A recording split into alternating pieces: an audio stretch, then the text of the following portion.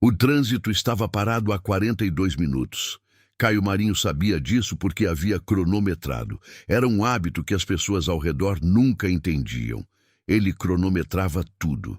O tempo gasto no café da manhã, os minutos entre uma reunião e outra, a duração média de uma ligação com o sócio. Não era obsessão, dizia a si mesmo, era eficiência, controle, a diferença entre quem chegava e quem ficava para trás.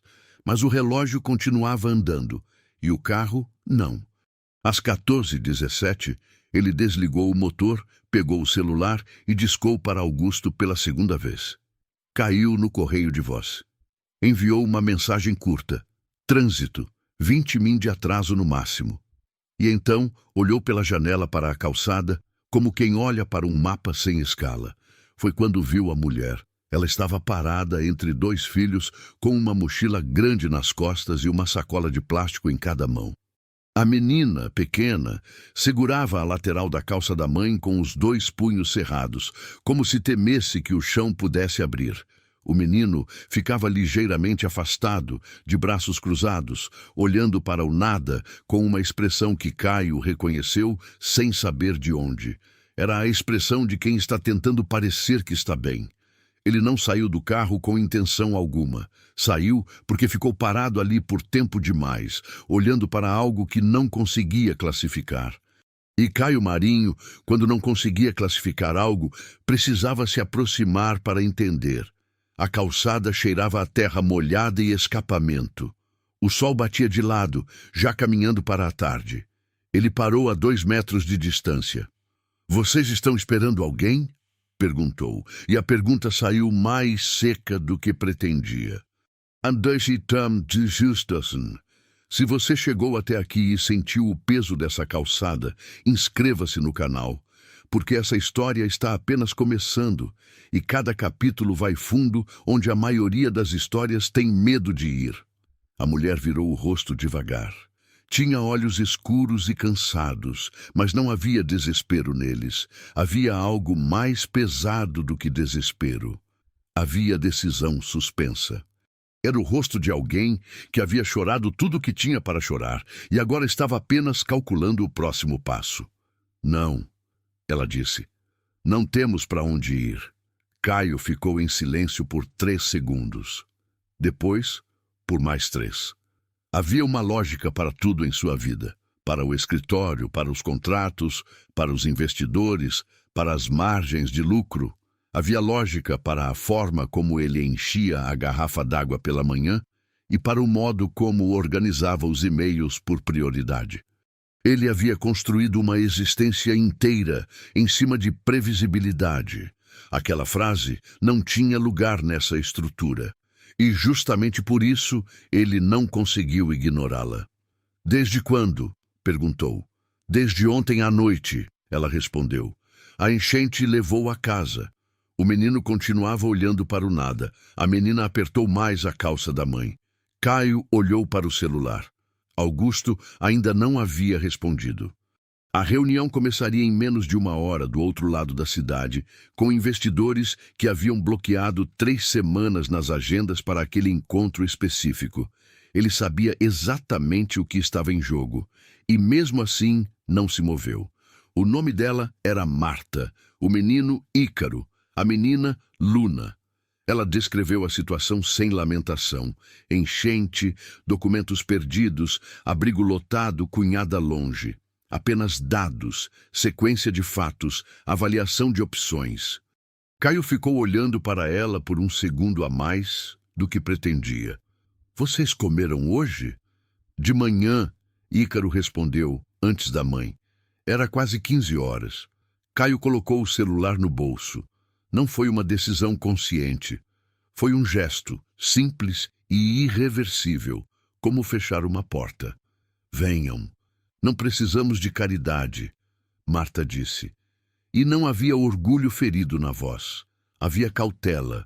O tipo que se aprende quando ofertas inesperadas sempre têm preço. "Eu sei." Ela ficou parada por alguns segundos. Ajustou a alça da mochila, olhou para os filhos. "Eu anoto o que gastar e devolvo assim que puder." O restaurante era simples, de mesa de plástico e cardápio fixado na parede com fita adesiva. Caio jamais havia entrado em um lugar assim, não por arrogância, mas por ausência de motivo. Sua vida nunca cruzara com aquele tipo de lugar. Durante o almoço, o celular vibrou 5 vezes. Ele não atendeu nenhuma. Ícaro havia puxado um guardanapo e desenhava linhas e colunas com a ponta do garfo. "O que você está fazendo?" Caio perguntou. "Calculando quantos dias a gente consegue ficar em algum lugar com o dinheiro que minha mãe tem." Marta olhou para o filho com uma expressão que durou meio segundo e sumiu. Mas Caio viu. "Você gosta de números?" "Números não mentem", o menino disse, como se fosse a coisa mais óbvia do mundo. Caio ficou em silêncio. Era exatamente o que ele costumava dizer. "Gás, na saída, ele ligou para Augusto. A conversa durou menos de 2 minutos. "Você está me dizendo", Augusto disse com a voz controlada demais, "que perdemos o contrato Halvorsen porque você resolveu parar numa calçada. Podemos remarcar. Eles tinham outros 2 interessados na mesa." Caio sabia disso. A ligação encerrou sem despedida. Ele ficou parado na calçada com o telefone na mão. Atrás dele, Luna havia encontrado uma formiga no chão e acompanhava o caminho do inseto com o dedo. Marta observava Caio de longe, sem julgamento. Apenas atenção. Ele girou o celular entre os dedos. Depois, o guardou. "Vou ligar para um hotel perto daqui", disse. 3 dias. Depois vocês decidem o que fazer." Marta abriu a boca. "Eu anoto e devolvo", ele antecipou. Ela fechou a boca. E pela primeira vez, algo no rosto dela afrouxou. Não era gratidão. Era o reconhecimento de quem foi ouvida antes de precisar se explicar. Em algum lugar do outro lado da cidade, um contrato que levara 5 meses para ser construído havia se desfeito em 40 minutos de ausência. Caio sabia disso. E mesmo assim, estava discando para o hotel. Na manhã seguinte, Augusto chegou ao escritório antes de todos. Era um hábito que cultivava com orgulho. O primeiro a entrar, o último a sair. Ele acreditava que disciplina era a única coisa que separava os que construíam dos que apenas observavam. E Augusto havia construído muito. Com as próprias mãos, sem herança, sem atalhos, sem o tipo de distração sentimental que, na sua avaliação, estava começando a corroer o julgamento do sócio. Ele abriu o relatório do contrato Halvorsen no computador e ficou olhando para os números por um longo tempo. 5 meses de negociação, 3 viagens, 2 apresentações reformuladas. Um valor que representava quase 1/3 do faturamento projetado para o ano, perdido, não por uma crise de mercado, não por uma concorrência mais agressiva, mas porque Caio Marinho havia saído do carro no meio do trânsito e ficado parado numa calçada com estranhos. Augusto fechou o arquivo, abriu outro. Era um documento que havia começado a montar havia algumas semanas, discretamente, sem pressa. Um registro de decisões, datas, valores, justificativas ausentes. Pequenas escolhas que, isoladas, pareciam apenas excentricidades de um sócio bem-sucedido. Juntas, formavam um padrão. E Augusto era muito bom em identificar padrões. Ele não estava agindo por raiva. Era importante que ficasse claro para si mesmo. Não era raiva. Era a avaliação. Caio estava se tornando um risco operacional. E riscos operacionais precisavam ser gerenciados antes de se tornarem irreversíveis. Pelo menos era o que ele dizia a si mesmo enquanto adicionava mais uma entrada ao documento. Caio chegou 1 hora depois, sem gravata, o que já era incomum o suficiente para que a recepcionista erguesse os olhos brevemente. Ele foi direto para a sala de reunião onde Augusto esperava. Os dois se olharam por um momento sem falar. Era o tipo de silêncio que só existe entre pessoas que se conhecem bem o suficiente para dispensar a introdução. Quanto custou?" Augusto perguntou. "Ainda estou tentando uma remarcação com o escritório deles." Quanto custou, Caio? Não era uma pergunta sobre o contrato, era sobre os 3 dias de hotel, sobre o restaurante, sobre o que havia sido feito com o dinheiro da empresa em meio a uma tarde que deveria ter sido dedicada ao Halvorsen. Eu cubro do meu bolso. Já sei disso. Não é o ponto. Augusto se levantou e foi até a janela. Lá embaixo, a cidade seguia seu ritmo indiferente. Carros, pedestres, o movimento constante de quem tem destino. Você sabe o que os investidores vão perguntar na próxima reunião? Sim. Você sabe o que eu vou precisar responder? Augusto. Eu vou precisar dizer que meu sócio saiu do carro no meio de uma crise de negociação para ajudar desconhecidos na rua. Ele virou o rosto. Como eu faço isso parecer uma decisão estratégica? Caio ficou em pé, de mãos no bolso. Havia algo diferente nele naquela manhã. Não era culpa exatamente. Era mais parecido com a postura de alguém que tomou uma decisão e ainda está aprendendo a ficar de pé com ela. Não dá para fazer parecer estratégico, ele disse. Porque não foi. Então, o que foi? Uma pausa. Foi necessário. Augusto olhou para o sócio por um longo tempo. Depois voltou para a cadeira, abriu o computador e sinalizou, sem palavras, que a conversa havia terminado. Caio saiu da sala. No corredor, parou por um segundo diante de uma das janelas e olhou para o estacionamento lá embaixo. Pegou o celular e enviou uma mensagem curta para o número que havia anotado na véspera. Como vocês estão? A resposta demorou alguns minutos. Bem, Ícaro está tentando entender o sistema de TV do quarto. Luna dormiu. Ele ficou olhando para a mensagem por mais tempo do que precisava. Depois guardou o celular e voltou para o trabalho. Mas pela primeira vez em muitos anos, o trabalho não era a única coisa na sua cabeça. 3 dias no hotel viraram 5. 5 viraram uma semana. Não houve uma decisão clara sobre isso. Apenas o tempo passando enquanto os problemas de Marta continuavam concretos e sem solução rápida. Documentos para retirar, matrícula escolar para transferir, um processo burocrático que engolia horas e devolvia formulários incompletos.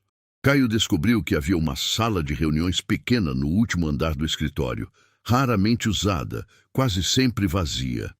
Um dia levou Ícaro para esperar, enquanto resolvia questões no cartório com Marta. O menino ficou sozinho por 2 horas, com uma pilha de relatórios antigos que alguém havia esquecido numa estante. Quando voltaram, Ícaro estava sentado no chão com os papéis organizados em 3 grupos distintos, murmurando números para si mesmo. O que você fez? Caio perguntou. Separei os que batem dos que não batem. O menino disse como se fosse óbvio. Esses aqui, apontou para a menor pilha. Tem alguma coisa errada. Caio olhou para os relatórios. Pegou um, depois outro. Não disse nada. No dia seguinte, ele chamou Marta para uma conversa. Ela chegou pontual, sentou-se do outro lado da mesa e o olhou com a mesma atenção direta de sempre, sem ansiedade, sem encenação. Ele foi direto ao ponto. A empresa estava crescendo. Havia demanda por alguém de confiança para trabalhar na área financeira em nível de suporte, e ele havia descoberto que ela cursara contabilidade antes de interromper os estudos. Como você sabe disso? Ela perguntou. Você mencionou no cartório, quando o atendente perguntou sobre formação para o cadastro. Ela ficou quieta por um momento. Eu parei no 3º ano. Eu sei. A vaga não exige conclusão. Por que eu? Porque seu filho de 12 anos identificou inconsistências em relatórios financeiros em 2 horas. Ele pausou. E por que você não me pediu nada? Isso importa. Marta olhou para a mesa, depois para ele. Eu tenho uma condição. Qual? Não quero tratamento especial. Nenhum. Se eu errar, quero ser cobrada igual a qualquer outro. Se eu não servir para o cargo, quero ser dispensada sem cerimônia. Ela sustentou o olhar. Não quero dever nada que não seja trabalho. Caio considerou por 2 segundos. Combinado. Ela assentiu, levantou. Já estava na porta quando ele falou de novo. Segunda-feira, 8 da manhã. Estarei aqui às 7h50, ela disse, sem virar. E saiu. Marta chegou às 7h48. Nos primeiros dias, ela observou mais do que agiu. Aprendia os sistemas em silêncio, fazia perguntas precisas e anotava tudo à mão antes de registrar no computador. Os colegas não sabiam bem o que pensar dela. Era educada, mas não simpática por obrigação. Competente, mas sem precisar que ninguém percebesse. Augusto anotou na segunda semana. Parou na porta da sala onde ela trabalhava, olhou por alguns segundos e foi embora sem dizer nada. À noite, num apartamento alugado que ainda cheirava a tinta nova, Marta sentava com Ícaro depois que Luna dormia. O menino havia desenvolvido o hábito de folhear relatórios antigos que ela trazia para casa. Rejeitos, rascunhos, versões descartadas que ninguém mais queria. Mãe, ele disse numa dessas noites, apontando para uma página. Esse número aparece do mesmo jeito em 3 meses diferentes. Números podem se repetir. Não assim. Ele colocou 3 folhas lado a lado. Olha a sequência, é idêntica, até o centavo. Marta se inclinou sobre a mesa. Ficou em silêncio por um longo tempo. Cadela não foi direto a Caio. Primeiro passou uma semana verificando. Cruzou os relatórios com lançamentos contábeis, rastreou transferências, comparou datas.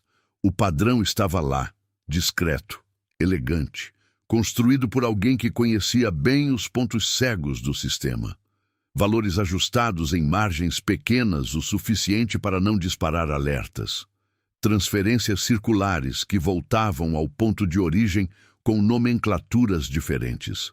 Resultados inflados em trimestres específicos, justamente os que antecediam reuniões com investidores. Não era amadorismo, era método.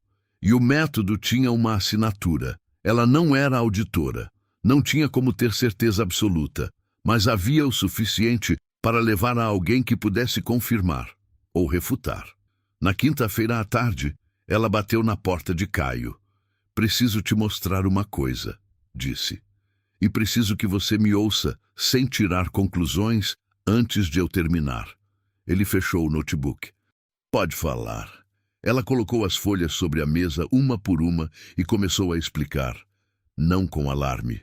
Com a mesma voz objetiva de sempre. Dados, sequência, padrão. Caio não interrompeu nenhuma vez. Quando ela terminou, houve um silêncio longo.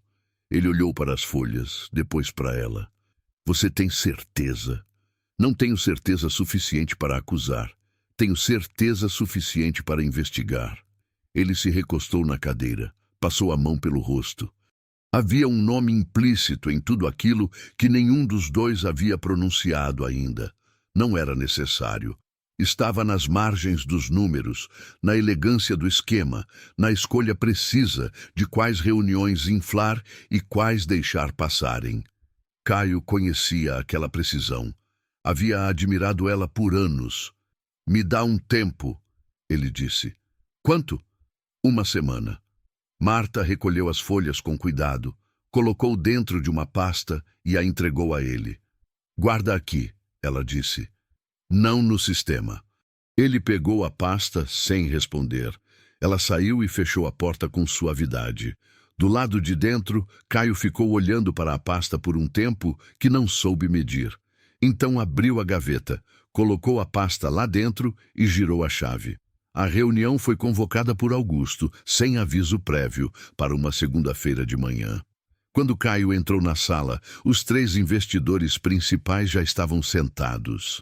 Augusto ficou de pé, ao lado do projetor, com a postura de quem ensaiou cada detalhe. Obrigado por virem, ele disse. Há algumas questões sobre a gestão da empresa que precisam de atenção imediata. O que se seguiu durou 40 minutos. Augusto apresentou um dossiê. O contrato Halvorsen perdido, o uso de recursos da empresa para despesas emergenciais não aprovadas. Um histórico de decisões fora do padrão operacional. Cada item estava documentado, datado, contextualizado, não como ataque, mas como preocupação legítima. Era inteligente. Era Augusto. A narrativa era simples. Caio havia se tornado um risco. A empresa merecia estabilidade. Caio ouviu tudo em silêncio. Um dos investidores se virou para ele. Você tem algo a dizer? Hoje não, Caio respondeu. Augusto olhou para o sócio pela primeira vez desde o início da apresentação. Havia algo no rosto de Caio que ele não esperava. Não era derrota. Era contenção. O tipo de silêncio que acumula, não que recua. A reunião encerrou sem votação. Mas o movimento havia começado. 2 naquela noite, Caio ficou no escritório até tarde, não trabalhando, apenas sentado, com a gaveta aberta e a pasta de Marta sobre a mesa. O celular vibrou. Era ela. Como você está? Ele ficou olhando para a pergunta.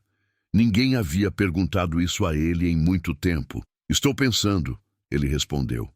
Boa ideia, ela escreveu, mas não pensa tão alto que esqueça de dormir. Ele fechou a gaveta, desligou a luz e pela primeira vez naquela semana foi para casa antes da meia-noite. Ele apareceu numa tarde de terça-feira. Marta estava saindo do trabalho quando o viu encostado no carro, na calçada em frente ao prédio. Rodrigo, o mesmo rosto, um pouco mais magro, com a expressão de quem passou semanas ensaiando o que ia dizer e ainda não tinha certeza se era suficiente. Marta, ele disse. Ela parou, não com surpresa. Era como se uma parte dela soubesse que esse momento chegaria. Como você me achou? Liguei para sua cunhada. Ela assentiu devagar, ficou em silêncio, esperando. Eu errei, ele disse. Eu sei que errei. Entrei em colapso e fui embora quando não devia. Não tenho desculpa. Ele pausou. Mas eu quero tentar de novo. Quero estar presente para os filhos. Para você. Os filhos sentem sua falta, ela disse. Isso é verdade. Ele deu um passo à frente. E você? Ela o olhou por um momento longo. Eu senti falta de quem eu achei que você era. Não havia crueldade na frase, apenas precisão. Posso ver as crianças? Ele perguntou. Pode. Você é o pai deles e sempre vai ser. Ela ajustou a bolsa no ombro. Mas eu preciso pensar no resto. Ele assentiu como se aquilo fosse mais do que esperava e menos do que queria. Ela foi embora sem olhar para trás. Naquela noite, Luna correu para o pai quando ele chegou ao apartamento. Ícaro demorou mais. Ficou parado na porta do quarto, avaliando antes de atravessar a sala e aceitar o abraço em silêncio.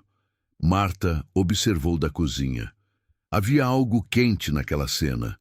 E havia algo que ela precisava ser honesta consigo mesma sobre. O que ela sentia não era o suficiente para reconstruir. Era a saudade de uma versão que talvez nunca tivesse existido de verdade. Ou que havia deixado de existir cedo demais para ela se lembrar com clareza. Ela virou de costas e continuou fazendo o jantar. Rodrigo ficou 1 hora, abraçou os filhos na saída, olhou para Marta antes de fechar a porta. Ela acenou com a cabeça. Ele foi embora. A casa ficou quieta do jeito que fica quando algo importante acabou de acontecer. Não com barulho, mas com peso. A ligação veio de um número que Caio não tinha salvo, mas reconheceu. Era a vizinha do seu pai.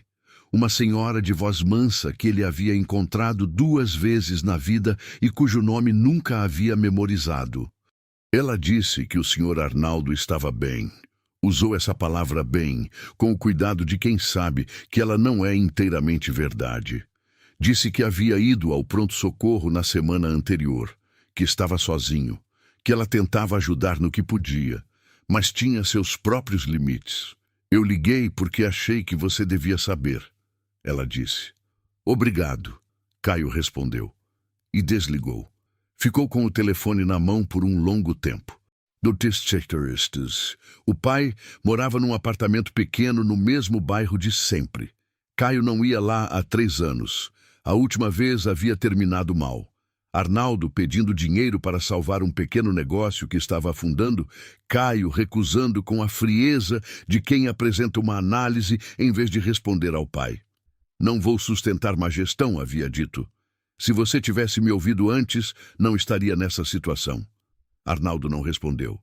Apenas o olhou com uma expressão que Caio havia arquivado na memória como mágoa, e que agora, 3 anos depois, reconhecia como outra coisa. Era a expressão de quem acabou de entender, com clareza absoluta, quem o filho havia se tornado. Ele foi num sábado de manhã, sem avisar. A porta foi aberta devagar. Arnaldo estava mais magro, com o rosto marcado pelo tipo de cansaço que não vem de uma semana ruim, mas de muitas. Olhou para o filho por um segundo, como se estivesse verificando se era real. Caio, posso entrar? O apartamento cheirava a café velho e remédio. Havia uma pilha de contas sobre a mesa da cozinha. Uma cadeira com um travesseiro dobrado. Alguém havia dormido ali ou descansado longas horas. Eles sentaram. Ficaram um tempo sem falar. Como você está? Caio perguntou. E a pergunta saiu diferente de como costumava sair. Sem eficiência, sem diagnóstico embutido. Apenas a pergunta. Vou levando, Arnaldo disse. A perna ainda dói, mas o médico disse que é normal. Caio assentiu. Pai. Ele parou, recomeçou. Eu vim pedir desculpa. Arnaldo olhou para o filho sem pressa. Pelo quê, especificamente? Pela última vez que estive aqui. Pelo que eu disse. Pelo jeito que eu disse. Caio respirou. E pelos 3 anos que não vim.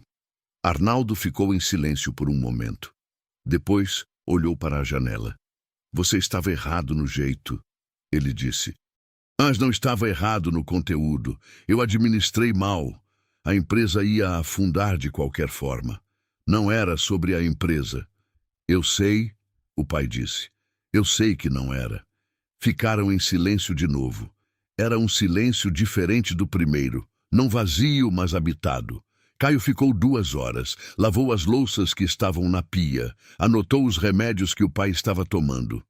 Antes de sair, colocou um envelope sobre a mesa, não como pagamento de dívida, mas como filho que havia demorado demais para aparecer.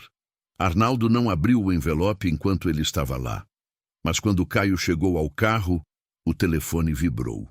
Era uma mensagem do pai. 3 palavras apenas, volta na próxima. Rodrigo voltou 3 vezes naquela semana, sempre com hora marcada, sempre respeitando o que Marta havia estabelecido. Trazia salgadinho para Luna, ficava ouvindo Ícaro falar de números com uma atenção que parecia genuína. Era atencioso. Era o Rodrigo de antes, ou uma versão melhorada dele, polida pelo arrependimento. Luna já dormia abraçada ao urso de pelúcia que ele havia trazido. Ícaro ainda media cada visita com os olhos, mas havia relaxado o suficiente para rir de uma piada do pai na quarta-feira à noite. Marta observava tudo isso com cuidado, como quem lê um contrato antes de assinar. Não havia raiva. Havia avaliação. Na sexta-feira, depois que as crianças foram dormir, Rodrigo ficou sentado na cozinha com ela. Fizeram chá. Ficaram em silêncio por um tempo. Eu mudei, ele disse. Eu sei que você acredita nisso. Ela respondeu. Você não acredita? Ela envolveu a xícara com as 2 mãos. Acho que você passou por algo difícil e saiu diferente. Isso é real. Pausa. Mas eu também passei e saí diferente. A gente pode reconstruir junto. Reconstruir o quê, Rodrigo? A voz dela não era dura, era honesta. A vida que eu tinha antes não era ruim, mas eu era invisível nela, tomava conta de tudo e não era vista por nada. Ela o olhou. Eu não quero voltar para isso, nem numa versão melhorada. Ele ficou quieto. Você pode ser pai, ela continuou. Presente, constante, de verdade. Os filhos precisam de você e eu quero que você esteja na vida deles, mas não vou reconstruir o casamento. Essa parte acabou. Rodrigo assentiu devagar. Havia algo no rosto dele. Não exatamente aceitação, mas o início dela. O tipo de dor que vem quando alguém percebe que a porta está fechada, não por raiva, mas por escolha clara. Tudo bem, ele disse por fim. Não é o que eu queria ouvir, mas entendo. Ela assentiu. Ele lavou a própria xícara antes de sair. Pequeno gesto, mas ela notou. Depois que a porta fechou, Marta ficou sentada por alguns minutos na cozinha quieta. Não havia alívio imediato, nem euforia. Havia apenas a sensação sólida e estranha de ter escolhido a si mesma, talvez pela primeira vez em muito tempo. Ela apagou a luz e foi dormir. A convocação chegou por e-mail numa quinta-feira à tarde. Assembleia Extraordinária de Sócios. Pauta: avaliação da continuidade da presidência. Data: segunda-feira seguinte. Caio leu o e-mail 2 vezes. Depois fechou o computador. Havia exatamente 4 dias. Ele pediu a Marta que reunisse tudo o que tinham. Os relatórios, as anotações de Ícaro, os cruzamentos que ela havia feito ao longo das semanas. Ela chegou no sábado de manhã com uma pasta grossa e um caderno de rascunho coberto pela letra miúda do filho. Sentaram à mesa da cozinha do apartamento de Caio. Luna dormia no quarto de hóspedes. Ícaro ficou na sala com o notebook, organizando os arquivos digitais, que Caio havia desbloqueado para ele com uma senha temporária. Trabalharam por 6 horas. Marta ia apontando. Caio ia confirmando. Ícaro chamava de vez em quando da sala. Mãe, esse número aqui aparece de novo. E ela anotava sem levantar os olhos. Não havia tensão entre os 3. Havia concentração. O tipo de silêncio produtivo que se instala quando pessoas diferentes estão olhando para o mesmo problema, com o mesmo grau de seriedade. No fim da tarde, Caio se recostou na cadeira e olhou para o que haviam montado. Não era apenas um padrão de irregularidades. Era uma linha do tempo. Transferências que coincidiam com reuniões específicas. Margens infladas nos trimestres que antecediam captações. Um circuito fechado, elegante, construído ao longo de quase 2 anos. Isso é suficiente? Marta perguntou. É suficiente para levantar uma investigação formal. Ele pausou. Mas eu não quero chegar na segunda-feira atirando acusação. Quero que os números falem antes de eu dizer uma palavra. Ela concordou com a cabeça. Ícaro apareceu na porta da cozinha com o notebook na mão. Terminei de organizar. Coloquei em ordem cronológica e marquei os pontos que se repetem em amarelo. Caio olhou para o menino por um momento. Obrigado, Ícaro. O menino deu de ombros como se fosse o mínimo, mas havia algo no canto da boca que não era exatamente um sorriso, era satisfação, o tipo que vem quando o trabalho foi feito direito. Na noite de domingo, Caio ficou acordado até tarde. Não revisando documentos, isso já estava feito. Apenas sentado na varanda, com um copo d'água e o silêncio da cidade lá embaixo. Pensou no Halvorsen, no contrato que havia evaporado numa tarde. Pensou em Augusto, em quantos anos haviam trabalhado juntos, em quantas madrugadas haviam dividido o mesmo problema do mesmo lado da mesa. Pensou no pai, na mensagem de 3 palavras. Pensou em Marta chegando às 7h50. Não havia clareza sobre o que aconteceria na segunda-feira. Havia, no entanto, uma sensação nova, não confiança exatamente, algo mais simples. A sensação de que, qualquer que fosse o resultado, ele estava chegando àquela sala como ele mesmo. Não como uma versão endurecida, não como uma planilha com nome próprio, como alguém que havia, nos últimos meses, cometido erros e assumido, pedido desculpa e voltado, aberto uma porta sem saber o que havia do outro lado. Era pouco, e era muito. Ele foi dormir quando o relógio marcou 00:12. A sala tinha janelas grandes e ar-condicionado forte demais. Caio chegou 5 minutos antes do horário. Augusto já estava lá, de terno escuro, conversando em voz baixa com um dos investidores. Quando viu o sócio entrar, encerrou a conversa com calma e foi sentar-se à cabeceira da mesa. Os outros foram chegando. 6 pessoas ao todo, além dos 2 sócios. Augusto abriu a reunião com precisão cirúrgica. Retomou os pontos do dossiê, adicionou 2 novos registros, propôs formalmente a transição de presidência. Sua voz era neutra, quase gentil. A de alguém que está tomando uma decisão difícil, mas necessária. Era convincente. Caio conhecia bem aquele tom. Havia aprendido a usá-lo também, anos atrás. Quando Augusto terminou, olhou para Caio com uma expressão que pretendia ser imparcial. Você tem algo a dizer? Tenho, Caio respondeu. Ele não abriu a pasta imediatamente. Ficou de pé por um momento, olhando para as pessoas ao redor da mesa. Eu perdi o contrato Halvorsen, ele disse. Isso é verdade. Tomei uma decisão que não estava no protocolo e assumi o custo. Pausa. Mas não vim aqui falar sobre o Halvorsen. Distribuiu as cópias dos relatórios, uma para cada pessoa na mesa. Ao longo dos últimos 2 anos, um padrão de irregularidades financeiras foi construído dentro desta empresa.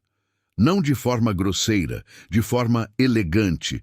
Pequenas transferências circulares, margens ajustadas antes de reuniões com investidores, resultados inflados em trimestres específicos. O silêncio na sala mudou de qualidade. Caio foi página por página. Sem pressa, sem acusação direta no tom, apenas os dados, a sequência, o padrão. Deixou que os números chegassem antes das conclusões. Quando terminou, a sala ficou quieta. Augusto não havia se mexido. Estava com as mãos sobre a mesa, olhando para as folhas à sua frente, com uma expressão que Caio não conseguiu classificar de imediato. Não era pânico. Era algo mais próximo de reconhecimento. O momento em que alguém percebe que o terreno que parecia sólido não era. Um dos investidores se virou para Augusto. Você tem como responder a isso? Augusto ergueu os olhos das folhas. Olhou para Caio por um segundo longo. Você deixou de ser forte, ele disse. A voz estava controlada, mas havia algo embaixo dela. Não raiva, não desprezo. Havia talvez a frustração de quem acredita genuinamente em algo e vê esse algo sendo descartado. Caio o olhou sem desviar. Eu deixei de ser vazio. Ninguém na sala falou por alguns segundos. Depois o processo seguiu. Perguntas, esclarecimentos, a linguagem técnica que envolve decisões desse peso. Caio respondeu tudo com calma. Augusto respondeu pouco. A votação aconteceu 40 minutos depois. 5-1. Augusto seria afastado para uma auditoria independente. Caio permanecia na presidência. Não houve comemoração. Não havia nada a comemorar exatamente. Havia um sócio de anos que havia escolhido um caminho torto e uma empresa que havia chegado perigosamente perto de ser destruída por dentro. Quando a sala foi esvaziando, Augusto foi o último a levantar. Passou por Caio sem parar. Na porta virou o rosto levemente. Você mudou, disse. Sim, Caio respondeu. Augusto saiu. Caio ficou sozinho na sala por um momento, com as janelas grandes e o ar-condicionado forte demais. Olhou para a mesa vazia, para as cópias que haviam ficado para trás. Depois pegou o casaco e foi embora. A notícia do afastamento de Augusto correu pelo escritório antes do almoço. Ninguém fez perguntas diretamente a Caio. Havia o tipo de silêncio respeitoso ou cauteloso que se instala quando as pessoas ainda estão calibrando o que aconteceu e o que isso significa para elas. Marta estava na sua mesa quando ele passou pelo corredor. Ele parou na porta. Foi suficiente, ele disse. Ela assentiu. Eu sei, vi a ata ser protocolada. Obrigado, ele pausou. Pelo trabalho, pelo sábado, por Ícaro. Ícaro fez porque quis, ela disse. Você não deve nada a ele por isso. Eu sei, mas quero que ele saiba que fez diferença. Ela o olhou por um momento. Eu digo a ele. Caio foi embora pelo corredor. Marta voltou para a tela. Havia uma leveza pequena naquele dia. Não euforia, mas algo mais duradouro. A sensação de que o chão, depois de muito tempo instável, havia firmado um pouco. À tarde, ela saiu mais cedo para buscar as crianças na escola. Luna correu até ela com um desenho dobrado na mão. Uma casa com janelas amarelas e 3 figuras na frente. Marta abriu, olhou para as 3 figuras e perguntou quem eram. A gente, Luna disse. Eu, o Ícaro e você. Marta dobrou o desenho com cuidado e colocou na bolsa. No caminho de volta, Ícaro andou ao lado dela em silêncio por um tempo. Depois perguntou, sem preparação. O Caio vai ficar na empresa? Vai. Bom, ele disse. E não explicou o porquê. Não precisava. Mas naquela noite, Marta pregou o desenho de Luna na geladeira com um ímã. Ficou olhando para ele por um momento. A casa com janelas amarelas, as 3 figuras desproporcionais, o céu azul desenhado com giz de cera gasto. Era o primeiro desenho na geladeira do apartamento novo. Parecia pequeno, era enorme. 3 meses depois, Caio voltou ao apartamento do pai toda semana. Não havia ritual elaborado. Às vezes levava comida, às vezes apenas aparecia. Eles conversavam sobre pouco. O tempo, uma série que Arnaldo havia começado a assistir, a dor na perna que melhorava devagar. Não havia grandes reconciliações, nenhuma cena de catarse. Havia presença, constante, simples, sem precisar de discurso. Era o suficiente. Talvez fosse até mais do que isso. Na empresa, as coisas seguiram. A auditoria confirmou as irregularidades. Augusto respondia ao processo em silêncio, com advogados, sem declarações públicas. Caio não falou sobre ele para ninguém além do necessário. Havia algo que se recusava a transformar aquilo em narrativa de vitória, porque não era. Era apenas uma consequência, um custo. Marta foi promovida formalmente ao cargo que já exercia na prática. Assinou o contrato sem cerimônia, guardou uma cópia na bolsa e voltou ao trabalho. Naquele mesmo mês, se rematriculou no curso de contabilidade. Aulas noturnas, 3 vezes por semana. Ícaro ficava com Luna nesses dias, aquecendo o jantar que ela deixava pronto e ajudando a irmã com o dever de casa, com uma seriedade desproporcional para a idade. Luna havia começado a expor seus desenhos no mural da escola. Toda semana, um novo. A professora havia escrito um bilhete para Marta, dizendo que a menina tinha talento. Marta leu o bilhete 2 vezes e o guardou junto com o primeiro desenho da geladeira. Ícaro foi selecionado para um programa de incentivo a jovens talentos em matemática. Quando recebeu a carta, leu em silêncio, dobrou, colocou no bolso e foi tomar água. Só contou para a mãe na hora do jantar, como se fosse uma informação logística. Preciso ir lá no sábado para uma entrevista. Marta deixou o garfo na mesa e o abraçou com os 2 braços. Ele deixou. Numa tarde de sexta-feira, Caio estava saindo do escritório quando encontrou Marta no elevador. Desceram juntos em silêncio. Na calçada, ela foi para a direita. Ele para a esquerda. Caio! Ela chamou antes que ele virasse. Ele parou. Você se lembra o que eu disse naquele primeiro dia? Que eu anotaria tudo e devolveria? Lembro. Ela abriu a bolsa, tirou um envelope e estendeu para ele. Ele pegou, olhou para o envelope, depois para ela. Marta, isso não é sobre valor, ela disse. É sobre não dever o que não é trabalho. Eu disse que anotaria. Anotei. Ele ficou com o envelope na mão. Obrigado, ela disse, por ter perguntado se a gente estava esperando alguém. Virou e foi embora pela calçada movimentada. Caio ficou parado por um momento. Abriu o envelope. Dentro havia uma folha dobrada, uma conta detalhada, item por item, dos 3 dias de hotel e o almoço no restaurante de mesa de plástico. E no final, uma linha à mão, quitado, com juros de gratidão, que não entram em nenhuma planilha. Ele dobrou a folha, colocou no bolso e sorriu.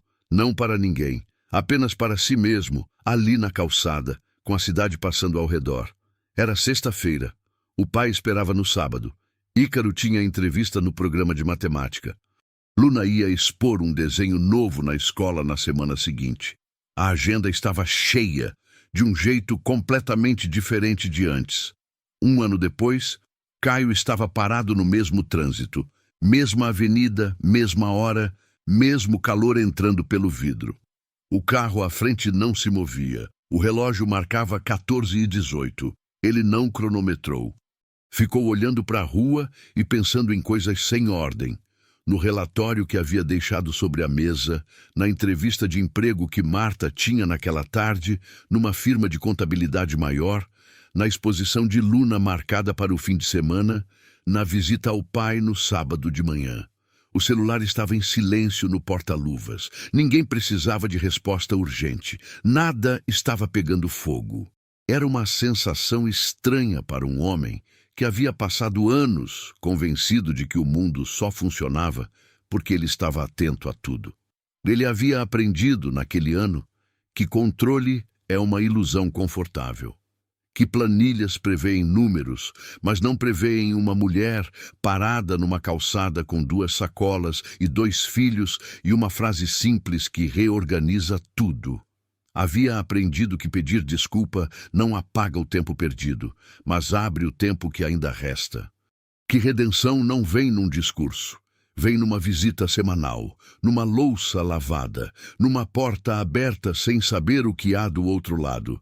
Havia aprendido que pessoas não seguem fórmulas, e que isso, que um dia pareceu uma falha do mundo, era na verdade a coisa mais honesta nele. O trânsito abriu. Caio colocou o carro em movimento. Na rádio, uma música que ele não conhecia. Deixou tocar. Pensou em Ícaro, que naquele momento provavelmente estava numa aula de matemática avançada, desenhando tabelas nas margens do caderno. Pensou em Luna, que havia decidido que queria ser artista e anunciou isso no jantar com a seriedade de quem está comunicando uma decisão corporativa. Pensou em Marta, na forma como ela chegava sempre alguns minutos antes do horário, na linha que havia escrito no envelope, nos juros de gratidão que não entram em nenhuma planilha. Pensou no pai, na mensagem de 3 palavras, em como havia voltado no sábado seguinte e no seguinte, e em todos os outros. Não havia fórmula para o que havia acontecido naquele ano.